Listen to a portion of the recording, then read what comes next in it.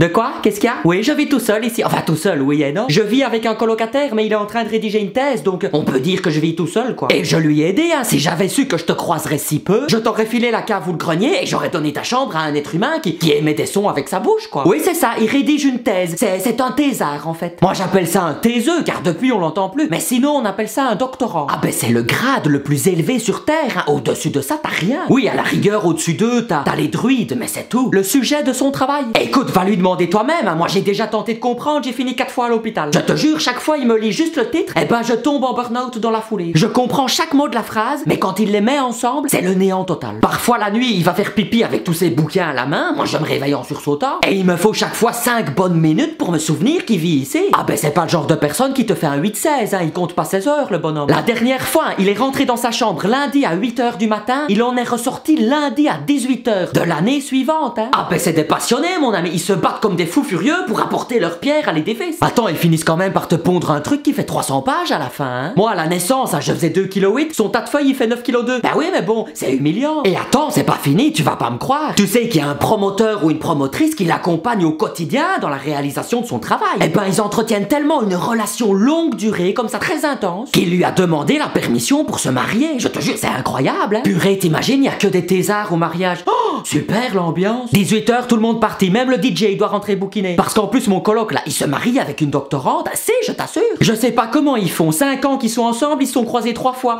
à la machine à café. Ah ben, c'est un monde à part, hein, celui des doctorants, c'est le Poudlard des chercheurs et chercheuses, hein. D'ailleurs, hein, quand ils se rendent à des conférences, des colloques ou autres événements du genre, ils rencontrent leurs idoles et tout, hein. Ouais. Ah, moi, ça me passionne, hein. Dès que je le croise, je lui pose mes petites questions. Parce qu'au final, lui et moi, on n'est pas si différents. Ça fait des années qu'il travaille dur pour aller au bout de son projet, moi aussi. S'il n'a pas la passion au plus profond de lui, c'est difficile de continuer, moi aussi. Il est pas sûr du tout que ce qu'il va faire va réellement marquer la société, ben moi non plus. Il est considéré comme un zinzin auprès de son entourage, ben moi aussi. Et pour finir, c'est un grand rêveur. Et moi aussi. Si ça tombe après sa thèse, ça va devenir une putain de rockstar et il m'oubliera. Alors que moi, je vais l'aider pendant des heures à réciter sa présentation dont je comprendrai pas un mot. Il sera invité chez le roi et la reine avec de jeunes scientifiques pendant que moi, je croupirai ici. Quoique, après sa thèse, le retour à la vie normale sera peut-être violent, ouais, et il aura besoin de moi. Hein. C'est ça aussi le rôle des amis. Et je suis son ami. De quoi? Comment il s'appelle? Alors là, aucune idée. Je n'ai jamais eu le temps de lui demander.